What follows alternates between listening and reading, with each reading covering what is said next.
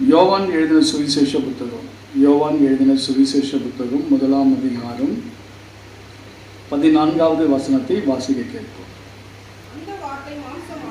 அந்த வார்த்தை மாம்சமாகி கிருபையினாலும் சத்தியத்தினாலும் நிறைந்தவராய் நமக்குள்ளே வாசம் பண்ணினார். அவருடைய மகிமையை கண்டோம். அது பிதாவுக்கு ஒரே பேரானவருடைய மகிமைக்கு ஏற்ற மகிமையாகவே இருந்தது. அல்லேலூயா, அல்லேலூயா. ஆண்டவருடைய நாம மகிமைப்படுவதாக. இந்த கிறிஸ்மஸ் மாதத்திலே நாம் ஆண்டவருடைய வார்த்தையை நாம் தியானிப்பது நமக்கு கிடைக்கப்பெற்ற ஒரு பெரிய ஒரு ஆசீர்வாதம்.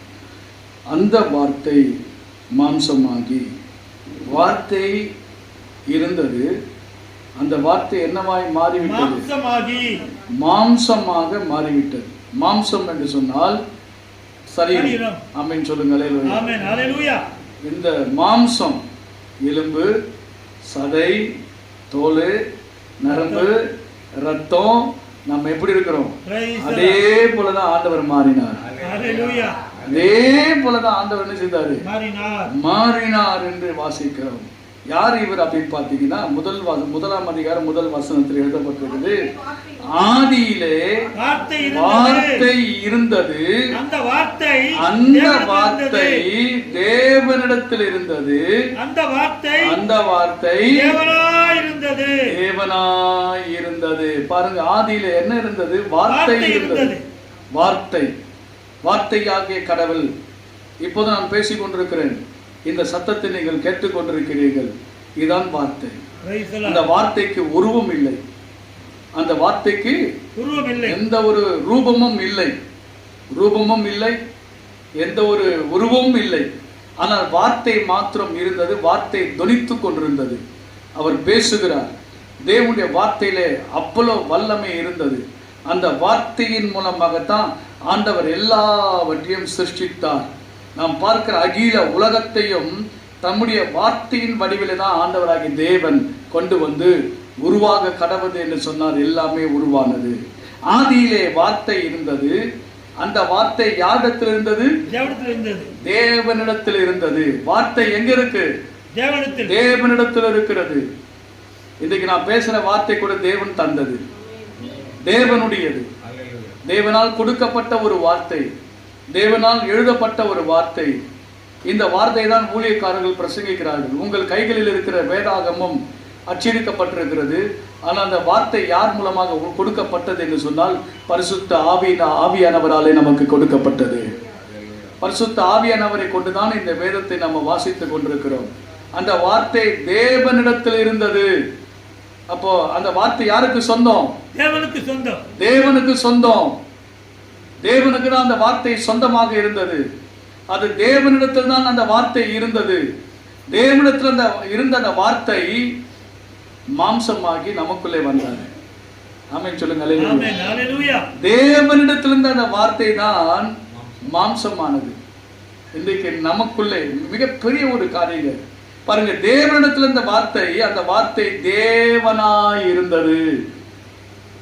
வார்த்தை இருந்தது, அந்த வார்த்தை தேவனிடத்தில் இருந்தது, அந்த வார்த்தை தேவனாய் இருந்தது. Jesus is the Lord. Hallelujah. இயேசு தேவன். சில பேர் எல்லாம் சொல்றாங்க, இயேசு ஒரு தேவ தூதர், இயேசு ஒரு மனிதர், இயேசு ஒரு சாதாரண ஆளு, அப்படி எல்லாம் பேசுறாங்க.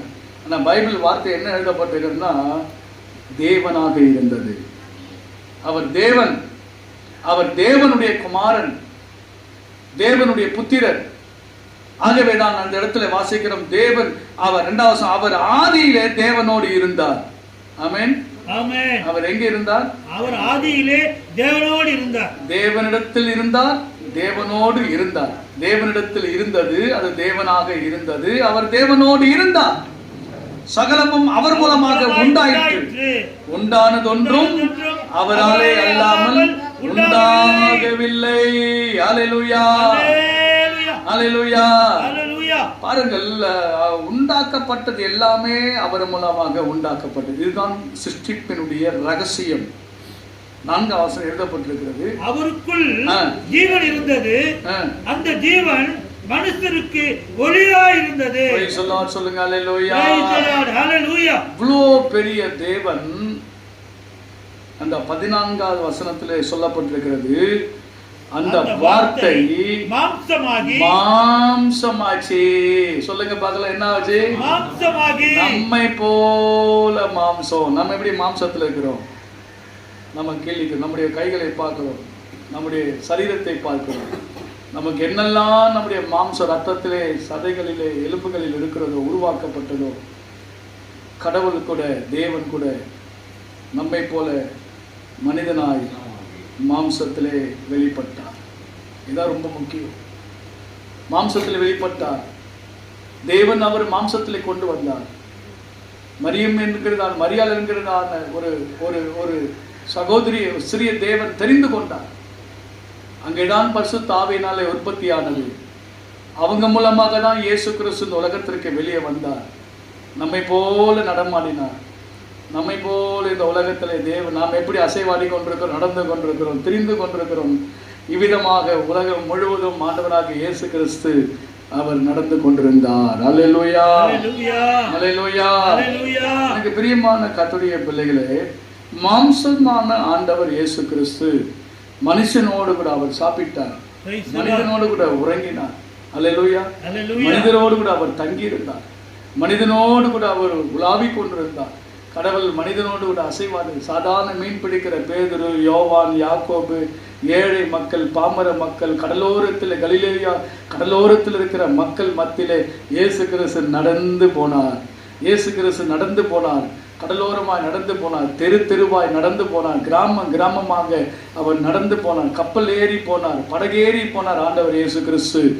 இவ்விதமாக ஆண்டவர் இயேசு கிறிஸ்து நடந்த அந்த இஸ்ரவேலிலே நானும் போய் அங்கே பார்த்தேன். அவர் நடந்த இடங்கள், அவர் தங்கின இடங்கள், அவர் அற்புதம் செய்த இடங்கள், எல்லா இடங்களையும் கண்டு களி கூர்ந்தோம், மகிழ்ச்சியாக இருந்தோம். ஆண்டவராக இயேசு கிறிஸ்து நம்மை போல இரத்தமும் மாம்சமுடையவராக இந்த உலகத்தில் வந்தார் என்பது அது சத்தியம். ஆமென் சொல்லுங்கள். அவர் தான் 2000 ஆண்டுகளுக்கு முன்பாக ஆண்டவராக இயேசு கிறிஸ்து அவர் வந்தார். சரித்திர நாயகன். கிபி கிமு என்கிறதான 2ஆக பிரித்தவர். அல்லேலூயா. இயேசு வந்ததுனால கிபி கிமு என்று சொன்னால் என்ன? கிறிஸ்துவுக்கு முன், கிறிஸ்துவுக்கு பின். அதுதான் கிபி கிமு. அதுதான் சரித்திரம். இயேசு கிறிஸ்து வந்தார் என்கிறதான ஒரு சரித்திரம் உலகம் மறுக்கவே முடியாது. சரி, இந்த மாம்சத்திலே வந்த ஆண்டவராகிய இயேசு கிறிஸ்துவை குறித்து எழுதப்பட்டிருக்கிறது என்னன்னு பார்த்தீங்கன்னா, 1 யோவான் புத்தகத்தை நாம் திருப்பிக் கொள்ளுங்க. 1 யோவான் புத்தகம் 4ஆம் அதிகாரம்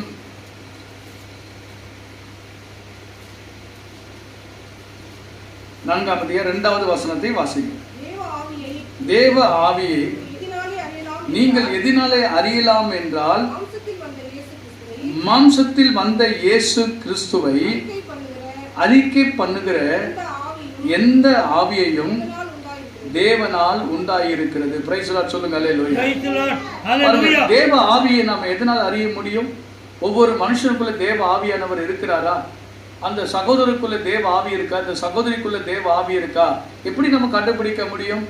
எப்படி நம்ம அறிய முடியும் என்று சொன்னால், தேவ ஆவியை நாம் எதனாலே அறியலாம் என்றால், மாம்சத்தில் வந்த இயேசு கிறிஸ்துவை அறிக்கை பண்ணுகிற எந்த ஆவியையும். அல்லேலூயா. இயேசுவை என்ன செய்யணுமா? அறிக்கை பண்ணணும். என்ன அறிக்கை பண்ணணும்? இயேசுதான் தேவனுடைய குமாரன், இயேசுதான் மெய்யான கடவுள், இயேசுதான் எனக்காக இந்த உலகத்திற்கு வந்தார், இயேசுதான் உலகத்தினுடைய பாவத்தை சுமந்திருக்கிற தேவ ஆட்டுக்குட்டி, என்னுடைய அக்கிரமங்களை போக்க, என் பாவங்களை போக்க இயேசு கிறிஸ்து மாம்சத்தில் வந்தார் என்று சொல்லி யாரெல்லாம் அறிக்கை செய்கிறார்களோ அவங்களுக்குள்ள தேவ ஆவியானவர் இருக்கிறார். அறிக்கை செய்யணும் நம்ம எல்லாருமே. அப்படி தேவனால் அவர்கள் உண்டாயிருக்கிறார்கள் என்று எழுதப்பட்டிருக்கிறது. 3ஆம் வசனத்திலே, மாம்சத்தில் வந்த இயேசு கிறிஸ்துவை அறிக்கை பண்ணாத எந்த ஆவியும், சில ஆவியெல்லாம் இருக்கு, இயேசு கிறிஸ்துவை என்ன செய்யாது? தேவகுமாரன் என்று அறிக்கையே பண்ணாது. பொல்லாத ஆவி அதெல்லாம். அந்த ஆவியை குறித்து நாம் என்ன செய்யணும்? ரொம்ப கவனமாக இருக்கணும், ஜாக்கிரதையா இருக்கணும். ஒத்துக்கொள்ளவே மாட்டாங்க. சில பேர் தர்க்கம் பண்ணுவாங்க, வாக்குவாதம் பண்ணுவார்கள். இயேசு கிறிஸ்து கடவுள் இல்லை என்று சொல்லுவார்கள், அவர் மனிதன் என்று சொல்லுவார்கள், அவர் தேவ தூதர் என்று சொல்லுவார்கள். நாம அந்த ஆவி எல்லாம் எப்படிப்பட்ட ஆவியா? கள்ள கிறிஸ்துவின் ஆவி. அல்லேலூயா. மாம்சத்தில் வந்த இயேசு கிறிஸ்துவை அறிக்கை பண்ணாத எந்த ஆவியும் தேவனால் உண்டானது அல்ல. அப்ப தேவனால் உண்டானது அது எதனால உண்டானது? பிசாசினால் உண்டானது. அது தேவனால் உண்டானது அல்ல. ஆனா அந்த ஆவி எதனால வந்ததுன்னா பிசாசினால் உண்டான ஆவி. அந்த ஆவி குறித்து நம்ம கவனமா இருக்கணும், ஜாக்கிரதையா இருக்கணும். வரும் என்று நீங்கள் கேள்விப்பட்ட அந்தி கிறிஸ்துவினுடைய ஆவி அதுவே.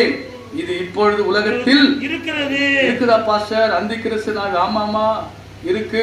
எங்க இருக்கு பாஸ்டர்? எல்லா இடத்துல உலாவிட்டு இருக்கு, எல்லா இடத்துல இருக்குது. திருச்சபையில் இருக்கா பாஸ்டர்? ஆமா.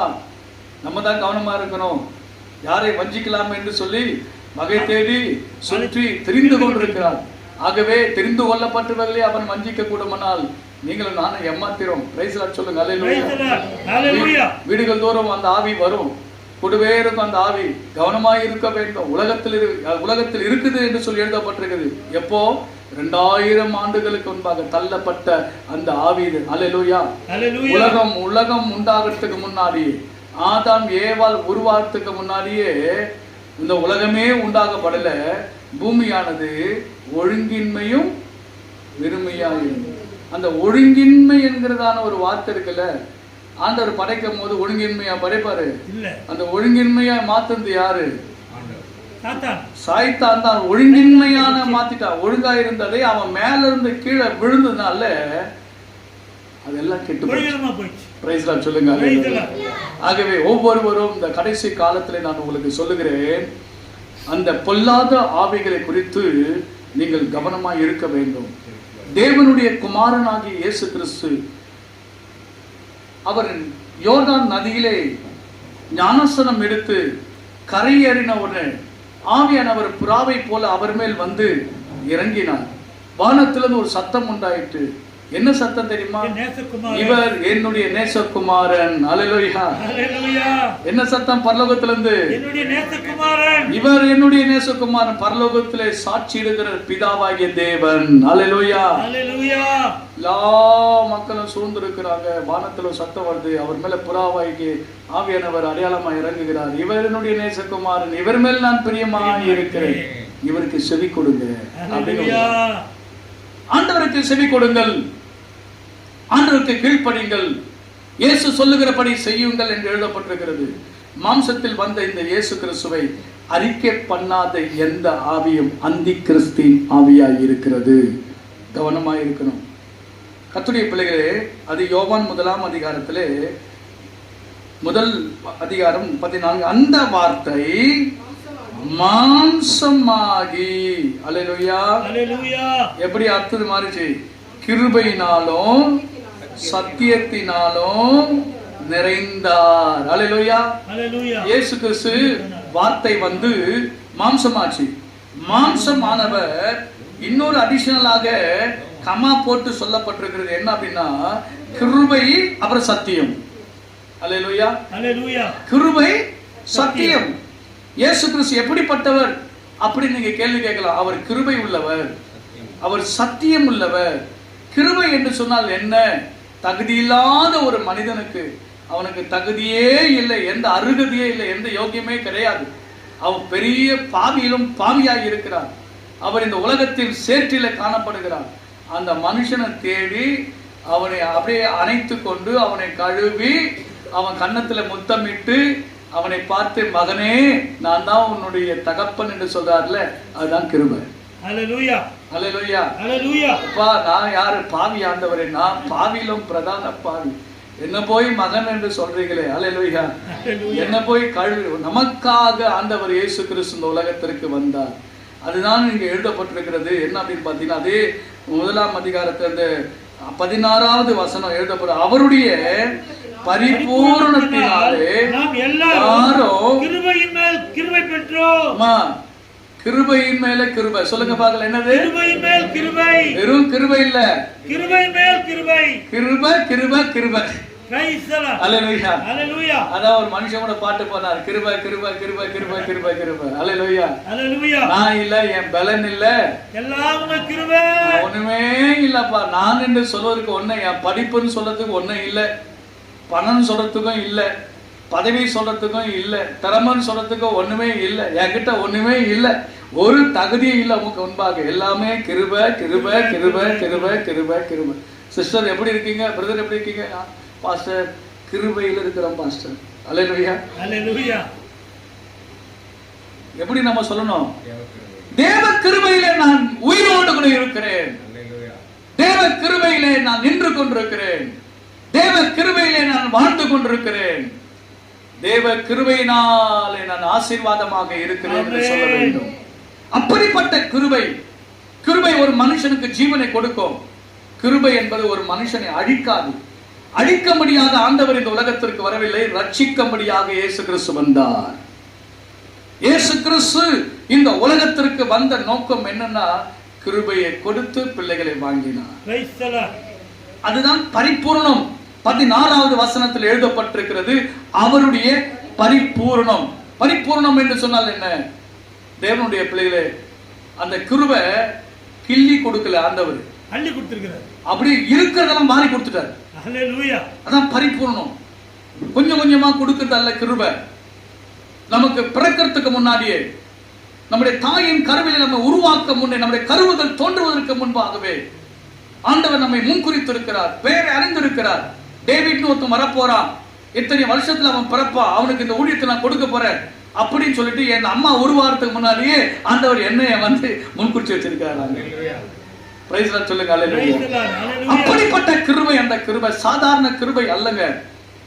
பரிபூர்ணத்தினாலே, அவருடைய பரிபூர்ணம், அவருடைய பரிபூர்ண நிறைவு, அவருடைய நிறைவை கொண்டுதான் நம்மளை வந்து அந்த கிருபை கர்த்தர் நம்ம கொடுத்திருக்கிறார். அந்த கிருபையினால் தான் இன்னைக்கு கிருபையின் மேலே கிருபை பெற்றிருக்கிறோம். அதை குறித்து சில வசனங்களை உங்களுக்கு நான் சொல்ல விரும்புகிறேன். கர்த்தருடைய பிள்ளைகள், அதே கீழே நீங்க பாத்தீங்கன்னா எப்படி நியாயபரமான மோசையின் மூலமாக கொடுக்கப்பட்டிருக்குது. கிருபையும் சத்தியமும் இயேசு கிறிஸ்துவின் மூலமாக பார்த்தீங்களா? இவ்வளவு அருமையான வசனம். நியாயப்பிரமாணம் யார் மூலமாக வந்தது? மோசையின் மூலமாக. மோசையின் மூலமாக தான் நியாயப்பிரமாணம் வந்தது. அப்ப மோசைக்கு முன்னாடி நியாயப்பிரமாணம் இருந்ததா? இல்லை. ஆபிரகாம் இருக்கும்போது நியாயப்பிரமாணம் இருந்ததா? இல்ல. நியாயப்பிரமாணம் எப்போ கொடுக்க வந்தது? மோசையின் மூலமா தான் சீனாய் மலையிலே இஸ்ரவேல் மக்களுக்கு நியாயப்பிரமாணம் வந்தது. அது மோசையின் மூலமாக வந்தது. சரி, அந்த 17 வசனத்துல கிருபை சத்தியம் யார் மூலமா வந்தது? இயேசு கிறிஸ்துவின் மூலமாக உண்டாயின. அல்லேலூயா அல்லேலூயா. அந்த கிருபையும் சத்தியமும் தேவன் மூலமாக நமக்கு கிடைத்தது. அந்த கிருபை குறித்து தான் எழுதப்பட்டிருக்கு. 1 தீமோத்தேயுவின் புத்தகம் 1ஆம் அதிகாரம், 1 தீமோத்தேயுவின் புத்தகம் 1ஆம் அதிகாரம் 14வது வசனத்தை வாசித்து பாருங்கள். பவுல் என்ன சொல்லுகிறார் என்பதை குறித்து. நம்முடைய கர்த்தரின் கிருபை கிறிஸ்து இயேசுவின் மேலுள்ள விசுவாசத்தோடு அன்போடு கூட. பாத்தீங்களா? வந்துச்சா? பவுல் என்ன சொல்றாரு? கிருபை எப்படி கிடைத்தது? எனக்கு பரிபூர்ணமாய், பூர்ணம் இல்ல, பரிபூர்ணமாய் நான் கிடைக்க பெற்றுக்கொண்டேன். அல்லேலூயா அல்லேலூயா. நம்முடைய கர்த்தரின் கிருபை, நம்முடைய கர்த்தரின் கிருபை கிறிஸ்து இயேசுவின் மேலுள்ள விசுவாசத்தோடு அன்போடு கூட என்னிடத்தில் பரிபூர்ணமாய் பெருகிற்று. அன்பு மகளே, மகனே, ஆண்டவருடைய கிருபை நமக்கு எப்படி கிடைத்தது அப்படின்னு பாத்தீங்கன்னா, பரிபூர்ணமாக அது பெருகிற்று, குறையில. அது ஒவ்வொரு நாளும் பெருகி கொண்டுதான் இருக்குது, பெருகுது. நேற்றுக்கு இருந்த கிருபை இன்னைக்கு இல்ல, இன்னைக்கு வந்து அதிகமா இருக்கு. எனக்கு கடந்த வாரத்தில் இருந்த கிருபை இல்ல, கடந்த வருஷத்தில் இருந்த கிருபை இல்ல. நீ நினைக்காதீங்க, டே பை டே அது இன்க்ரீஸ் ஆயிட்டே இருக்கு, அது பெருகி கொண்டே இருக்குது. ஏன்னா ஆண்டவர் கொடுக்கும் போது பெருக்கமா தான் கொடுத்தாரு எனக்கு. அல்லேலூயா அல்லேலூயா. அது எப்படி நம்ம வளர செய்யணும் அப்படின்னு பாத்தீங்கன்னா, 1 விசுவாசம், 2வது அன்பு. அதே வசனத்தில் எழுதப்பட்டிருக்கிறது. பவுல் சொல்றாரு, கிறிஸ்து இயேசுவின் மேலுள்ள விசுவாசம். முதல்ல என்னது? விசுவாசத்தோடு. கிறிஸ்து இயேசுவின் மேலுள்ள விசுவாசம். நான் உங்களை பார்த்து ஒரு கேள்வி கேட்கிறேன். ஆண்டவராகிய இயேசு கிறிஸ்துவின் மேலே உங்களுக்கு இருக்கிற கிருபை எவ்வளவுன்னு உங்களுக்கு சொல்ல முடியுமா? உங்களுக்கு எவ்வளவு ஆண்டவர் மேல உங்களுக்கு இருக்கக்கூடிய கிருபை எவ்வளவு இருக்கு? கொஞ்சமா இருக்கா, நிறைவா இருக்கா? அளவிட முடியாது. கஷ்டம் வரும்போது தெரியும். அல்லேலூயா. குறைவு வரும்போது தெரியும், பாடு வரும்போது தெரியும். கிருபையே நாம எவ்வளவு சார்ந்திருக்கிறோம். இயேசு கிறிஸ்துவின் மேலுள்ள கிருபை. இன்றைக்கு பாருங்கள், எபிரியன்கிறதான ஒரு மனுஷன், அவருடைய மகள் மரண அவஸ்தையா இருக்கிறார். அவர் ஒரு தலைவன், அதுவும் சாதாரண தலைவன் அல்ல, ஜப ஆலயத்தினுடைய தலைவன், ஜபத்தை நடத்துகிறவன், வசனத்தை ஜனங்களுக்கு சொல்லுகிறவன். சரி, ஒரு பாஸ்டர் வைத்துக் கொள்ளுங்க. அந்த ஜப ஆலய தலைவனுக்கு ஒரு குமாரத்தி திடீர் என்று சொல்லி மரணம் வியாதி வந்தது. செத்துருவா அப்படின்னு சொல்லிட்டு எல்லாம் சொல்லிட்டாங்க, பயந்துட்டாரு. ஒரு ஊழியக்காரனுடைய குடும்பத்திலே ஒரு வியாதி பலவீனம் கஷ்டம் அவர் அவதிப்படும் போது ஜனங்கள் என்ன பேசுவாங்க? இவர் என்னையா அவர் பிரசங்கம் பண்றாரு, ஊழியம் செய்யறாரு, ஜபம் பண்றாரு. அவங்க குடும்பத்திலேயே ஒரு கஷ்டம் வந்துச்சு. ஊர் ஜனங்க, சபை ஜனங்க பேசுவாங்களா? பேச மாட்டாங்க. கண்டிப்பா பேசுவாங்க. அல்லேலூயா. அது யாரா இருந்தாலும் பேசுவாங்க. இவருக்கே இப்படி பிரச்சனை வந்துச்சு, ஒரு கஷ்டம் வரும்போது, அதுதான் நான் சொல்லுவேன், விசுவாசிகளை விட ஊழியக்காரன் அதிக சோதனை. விசுவாசிகளை விட யாருக்கு அதிகமான சோதனை? ஏன்னா சாத்தான் அதாவது ஒரு சாதாரண விசுவாசி அவன் டச் பண்ணவே மாட்டான் அவ்வளோ. ஆனா ஊழியக்காரன் சாதாரண அல்ல, அவன் தான் எல்லாத்துக்கும் காரணம். அல்லேலூயா. கர்த்தருடைய பிள்ளைகளை, இப்படியாக அந்த மனிதன் கஷ்டப்பட்டு ஏசப்பா வரான்னு கேள்விப்பட்டு ஒரு ஒரு பாஸ்டர், ஒரு ஜபால தலைவன் ஏசாமியுடைய கால்ல போய் விழுந்துட்டார். அல்லேலூயா, அல்லேலூயா. எங்க விழுந்துட்டாரு? ஏசப்பா கால்ல. ஏசப்பா அந்த கால்ல போயிட்டு அவர் விழுறாங்க, விழுந்துட்டார். சில வேளை நம்முடைய பிரச்சனைகள் அதிகமாகும் போது, தொல்லைகள் பாடுகள் அதிகமாகும் போது நம்ம விழ வேண்டிய ஒரு இடம்னா இயேசுவின் பாதம். ஆமென். இயேசுவின் பாதத்துல போய் நம்ம விழணும். நான் உங்களுக்கு சொல்லுகிறேன், உங்க குடும்பத்துல உங்க பிள்ளைகளுக்கு ஒரு பிரச்சனை வருது, வீட்டில் ஏதாவது குழப்பம் வருது அப்படின்னு நம்ம என்ன செய்யணும்? ஓடி போய் தேவ சமூகத்தை பாதத்துல விழுந்து உங்களுடைய இந்த நெற்றி தரையில படணும். எலியாவை போல நெற்றி முழங்கால் தரையில பட்டு விழுந்து, வானம் சிங்காசனம், பூமி பாதப்படி, பூமி தான் அவருடைய பாதப்படி, விழுந்து அழுது அந்த மனுஷன் அழுறான். ஏன்னா அவங்களுக்கு சொல்றேன், அந்த சப்ஜெக்ட் அவன் அழுதுனே இருக்கிறான். ஆண்டவர் பார்த்துட்டு இருக்காரு. ஒருத்தன் ஓடி வந்தான் வீட்டுல இருந்து, எவிரு சொந்தக்காரர் பார்ப்போம், எவிரு தனியா கூப்பிடுறான் வா. அவன் பதறி போனான். ஏன் சமையல் இருக்குப்பா, நீயாப்பா வந்த வீட்டுல இருந்து? இன்னாச்சு பயந்துட்டான். இன்னும் செய்தி கொண்டு வருவான், கெட்ட செய்தி தான் கொண்டு வருவான். என்ன செய்தி? உன் மக செத்துட்டான், உன் மக மரித்து போயிட்டான், அதான் செய்தி. இயேசு கிறிஸ்து இங்க காலில் விழுந்து மன்றாடிட்டு இருக்கிறான். அவன் இருக்கிற இடம் தேவ சமூகம். ஆனா அவனுக்கு தூரத்துல இருந்து வீட்டுல இருந்து வர செய்தி என்ன தெரியுமா? துர்ச்செய்தி, கெட்ட செய்தி வருது. சில வேளை கெட்ட செய்தி நம்ம கேட்போம். சமுதாயம் நமக்கு கெட்ட செய்தியை கொண்டு வரும், உறவுகள் நமக்கு கெட்ட செய்தியை கொண்டு வருவார்கள், நம்முடைய வீட்டார் நமக்கு கெட்ட செய்தியை கொண்டு வருவார்கள். நாம் இருக்க வேண்டிய இடம் இயேசுக்கு பக்கத்துல இருக்கிறோம். அந்த கெட்ட செய்தி நம்ம கேட்கும் போது, அந்த கெட்ட செய்தியை ஆண்டவரும் கேட்கிறாரு. அல்லேலூயா. நம்ம கேட்கும் போது அந்த செய்தி யாரு கேட்கிறது? கர்த்தரும் கேட்கிறார். அந்த செய்தியை கேட்டு அவன் அந்த எப்படி இருந்திருப்பான் நமக்கு தெரியாது.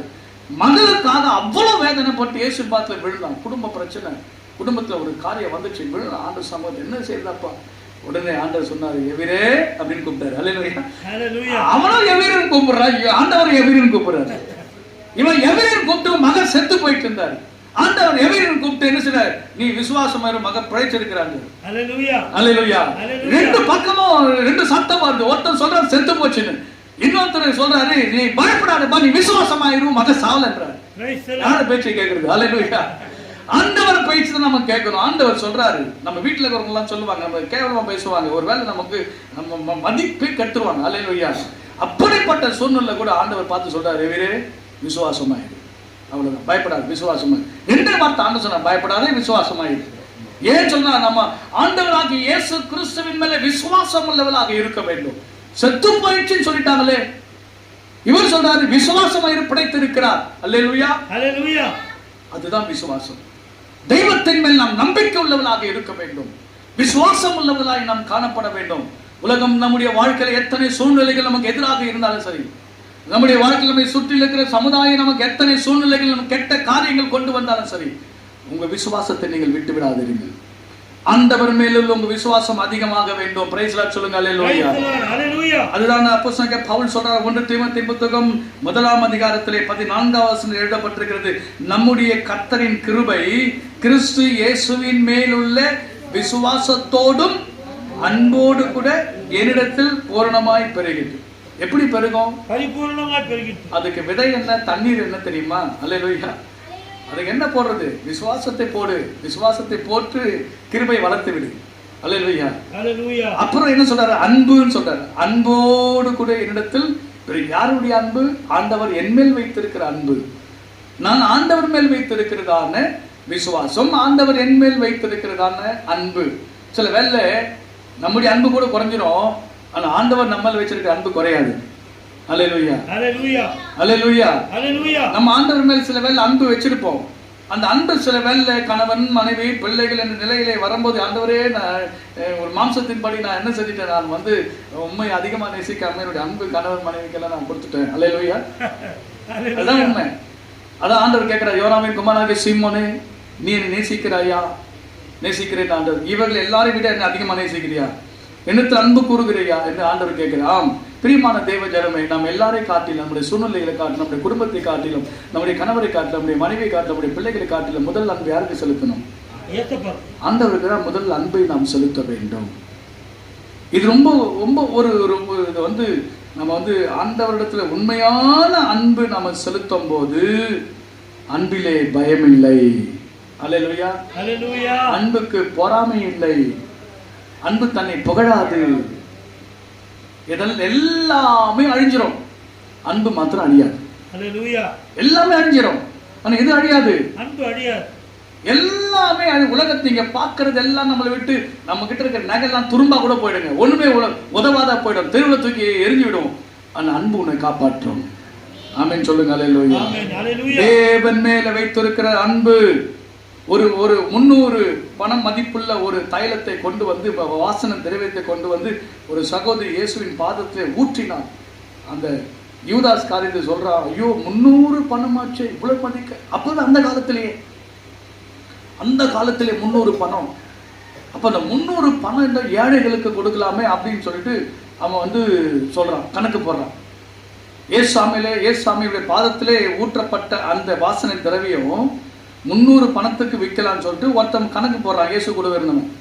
ஆனா இயேசு சாமி சொல்றாரு, ஏம்பா ஏழைகள்லாம் எப்பவுமே உங்ககிட்ட இருந்துதான் இருக்கிறாங்க, நான் எப்பவுமே உங்ககிட்ட இருக்கிறேன்னா.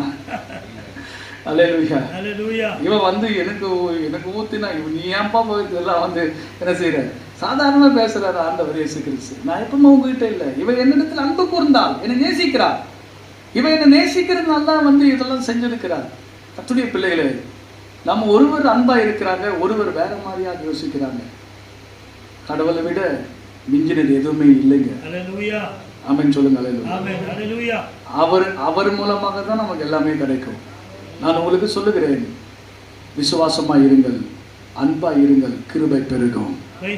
பிரைஸ் லார்ட் சொல்லுங்க. அல்லேலூயா. கிருபையினாலே நாம் ரட்சிக்கப்பட்ட எபேசியர் புத்தகத்தை நீங்க திருப்பிக் கொண்டால் வசனம் எழுதப்பட்டிருக்கிறது, 2ஆம் அதிகாரம் என்று நினைக்கிறேன். பாருங்கள், 6வது வசனத்தில் 2:6 எழுதப்பட்ட, கிறிஸ்து இயேசுவுக்குள் நம்மிடத்தில் வைத்த தயவினால் தம்முடைய கிருபையின் மகா மேன்மையான ஐஸ்வர்யத்தை வருங்காலங்களில் விளங்க செய்வதற்காக கிறிஸ்து இயேசுவுக்குள் நம்மை அவரோடு கூட எழுப்பி உன்னதங்களில் அவரோடு கூட உட்காரம் செய்தார்.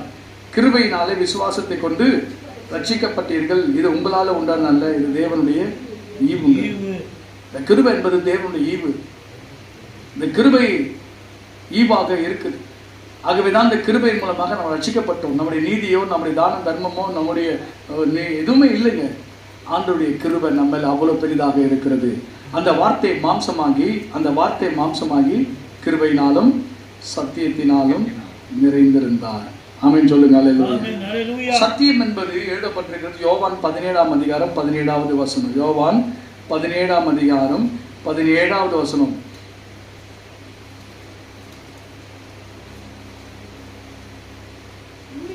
உம்முடைய சத்தியத்தினாலே அவர்களை பரிசுத்தமாக்கும். உம்முடைய வசனமே சத்தியம். சத்தியத்தினாலே அவர்களை பரிசுத்தமாக்கும். அது அந்த வார்த்தை மாம்சமாகி கிருபை, இரண்டாவது என்ன, சத்தியம்.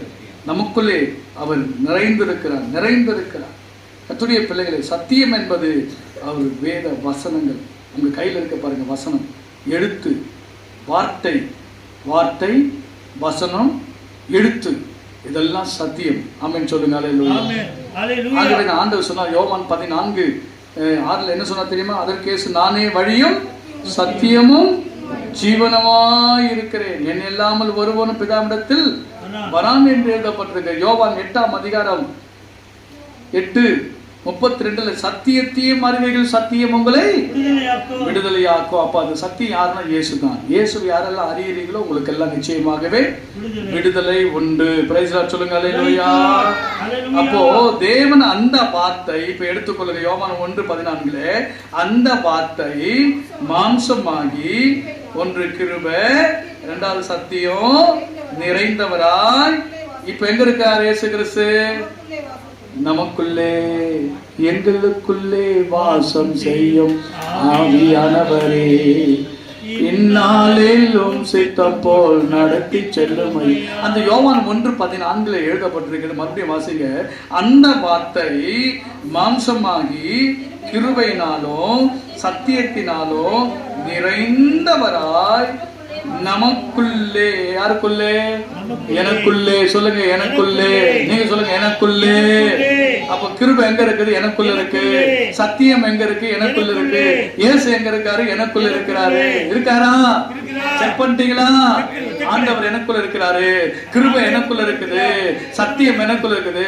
அப்ப பார்த்து இயேசுவே எனக்குள் வாங்க ஏன் நம்ம சொல்றோம்? ஆல்ரெடி அவர் இருக்காரு. அல்லேலூயா. இயேசு ஆல்ரெடி உள்ள இருக்கும்போது இயேசு ஏன் வாருங்கன்னு சந்தேகமா கூப்பிடுறீங்க? சந்தேகம் வரக்கூடாது. விசுவாசத்துல நீங்க இருக்கணும். கிருபை எங்க இருக்கு? ஆண்டவர் கிருபை தாங்க. கிருபை ஏன் விசுவாசம் இல்லையா? கிருபை ஆல்ரெடி நமக்குள்ள வந்துச்சு. கிருபை இருக்கு, சத்தியம் இருக்கு, இயேசு உள்ள இருக்கிறார். அந்த விசுவாசத்தோட நம்ம கடந்து சொல்ல வேண்டும். அல்லேலூயா. இப்ப பாருங்க, ஆண்டவர் எங்க இருக்கா அப்படின்னு பாத்தீங்கன்னா எனக்குள்ள இருக்கிறார். எங்க இருக்காரு அம்மா? எனக்குள்ள இருக்கிறார் அம்மா.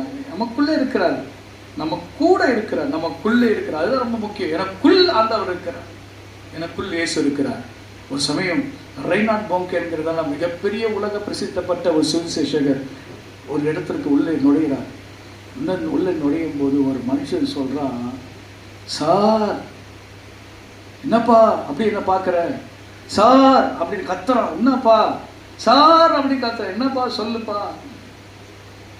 உங்க கண்ணுக்குள்ள இயேசு தெரிகிறார். ஆமென். எங்க தெரிகிறாரு? கண்ணுக்குள்ள இருக்காரா? நல்லா பாருப்பா அப்படின்னா, நல்லா பார்த்தேன், என் கண்ணுல நீதானப்பா தெரிவா அப்படின்னா, இல்ல சார் உங்க கண்ணுக்குள்ள இயேசு இருக்கிறாருப்பா. உடனே அவர் சொன்னாரா, ஆமாப்பா இயேசு உள்ளத்துல இருக்கிறாரு. அவருக்கு எப்பாவது யாராவது பார்க்கணும் பிரியம் வந்துச்சுன்னா இந்த ஜன்னல் வழியா எட்டி பார்ப்பாரு அப்படின்னா, உண்மையான ஆண்டவர் பிரியமாக அதை உன்னை பார்க்கிறாருன்னா அவர் ரட்சிக்கப்பட்டாங்க. பிரைஸ் லார்ட் சொல்லுங்க. அல்லேலூயா. அப்போ தேவன் எங்க இருக்கிறார் அப்படின்னு பார்த்தீங்கன்னா, தேவன் பாஸ்டர் அவர் பரலோகத்தில் இருக்கிறார் பாஸ்டர். நான் ஜெபம் பண்ணா அங்க இருந்து வரத்துக்கு டிராவல் பண்ணி மணிக்கணக்கு ஆகும். அப்படி ஆகுமா? இல்ல. பரலோகத்திலிருந்து அவர் அங்க இருந்து வரத்துக்கு லேட் ஆயிடும் பாஸ்டர். ஆகவே தான் நான் அவரை கூப்பிட்டேன். அல்லேலூயா. யாரை கூப்பிட்டேன்? நான் அவரை கூப்பிட்டேன், இவரை கூப்பிட்டேன். ஏமா நீங்க அவரை இவரெல்லாம் கூப்பிடுறீங்க? இயேசுவேன்னு கூப்பிடு. ஆபத்து காலத்தில் என்னை நோக்கி கூப்பிடு, நான் வந்து உன்னை என்ன செய்வேன்? இயேசுவேன்னு சொல்லி கூப்பிடு. அல்லேலூயா. இரவும் பகலும் தம்மை நோக்கி கூப்பிடுகிற விஷயத்தில் தேவன் நீடிய பொறுமை உள்ளவனாய் இருந்து அவள் சீக்கிரத்தில் பதில் கொடுப்பார். தேவன் பதில் கொடுக்கிற தேவன் அவர். நமக்குள் இருக்கிறார். எங்க இருக்கிறார் ஆண்டவர்? இல்ல பாஸ்டர் அவர் அங்க இருக்கிறார், இங்க இருக்கிறார், அவர் எருசலேமில் இருக்கிறார். இல்லம்மா, நம்ம தொழுது கொள்ளுகிற எல்லா இடத்திலும் தேவன் இருக்கிறார். தெரியுமா? மரத்தடியில தொழுது கொள்றாங்க, ஒண்ணுமே இல்லாத வீதியில ஜெபம் பண்றாங்க. ஆண்டவராகிய இயேசு கிறிஸ்து எனக்குள் இருக்கிறார். ஒரு ஐயா வந்தார். ஐயா நான் என்ன செய்யணும்? இயேசுவை போய் உலகத்துக்கு காண்பி அப்படின்னார். இயேசுவை போய் உலகத்திற்கு காண்பி. எப்படி காண்பிக்க முடியும்? காட்டுறாங்க. என்னை காண்போர் உம்மை காண வேண்டும் ஆண்டவரே. என்னை பார்க்கிறவங்கள யாரை பார்க்கணும்? எனக்குள் இயேசுவை காண வேண்டும். இந்த சகோதரி ஒருத்தர் இருந்தாங்க, இறந்துட்டாங்க. அவங்கள வந்து போற எல்லா இடங்களிலும் வந்து இயேசுவை அவங்க பிரதிபலிப்பாங்க. 4 பெண்கள் அவங்களுக்கு வீட்டில், 4 பெண், பையன் இல்லை. ஆனால் எப்பவுமே சிரிச்சுட்டே இருப்பாங்க. அல்லேலூயா, அல்லேலூயா. எப்பவுமே முகம் எப்படி இருக்கும்? சிரிச்ச முகம். ரொம்ப சிரிச்சுட்டே இருப்பாங்க. எவ்வளோ பிரச்சனை கஷ்டம்